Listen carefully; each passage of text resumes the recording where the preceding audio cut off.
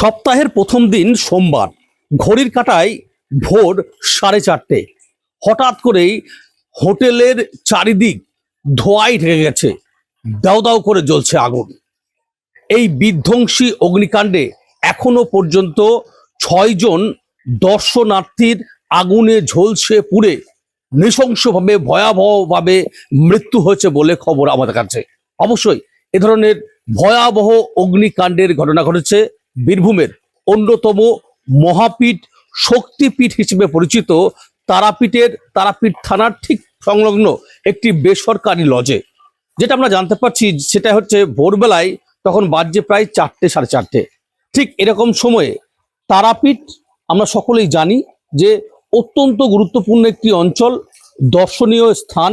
সারা বছর হাজার হাজার দর্শনার্থীরা এই তারাপীঠ মন্দির দর্শন করতে আসেন, মা তারাকে পুজো দেন এবং অনেকেই রাত্রি যাপন করে সকালে মা তারা দর্শন করেন, পুজো করেন।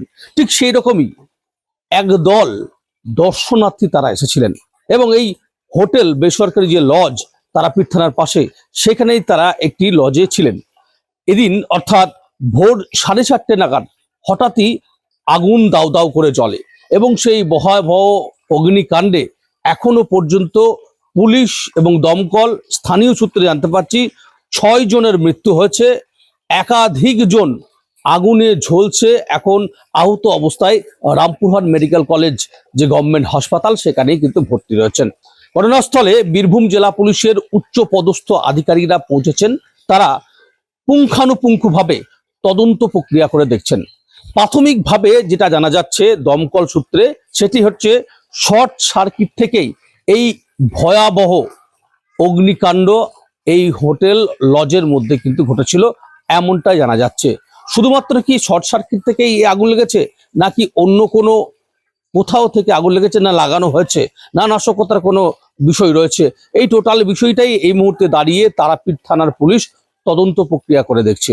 নিঃসন্দেহে একটা প্রশ্ন কিন্তু রয়ে গেছে, এই এতগুলো মানুষের মৃত্যুর প্রশ্ন দাঁড় করে দিচ্ছে যে তারাপীঠ অত্যন্ত গুরুত্বপূর্ণ একটি অঞ্চল বীরভূমের, এবং এখানে লক্ষ লক্ষ মানুষ সারা বছরে আসেন, পুজো দেন, মন্দির দর্শন করেন, মা তারাকে পুজো দেন, তারা সেখানে যান।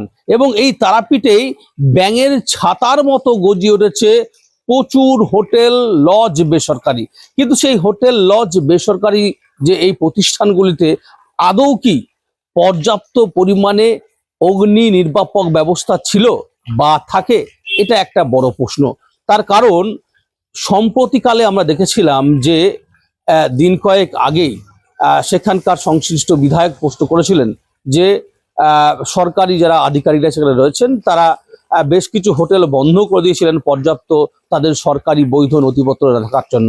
খুব স্বাভাবিকভাবেই এই হোটেলগুলিতে আদৌ কি যে সরকারি গাইডলাইন ক্রাইটেরিয়া, সেগুলো মেনে কি হোটেল বা লজ চলছে, এটা নিয়ে এখন সবচেয়ে বড় প্রশ্ন, সেটা কিন্তু বলা যেতে পারে। তবে সব মিলিয়ে উচ্চ পর্যায়ে তদন্ত শুরু হয়েছে এতগুলো প্রাণ, তরতাজা প্রাণ চলে যাওয়ার জন্য।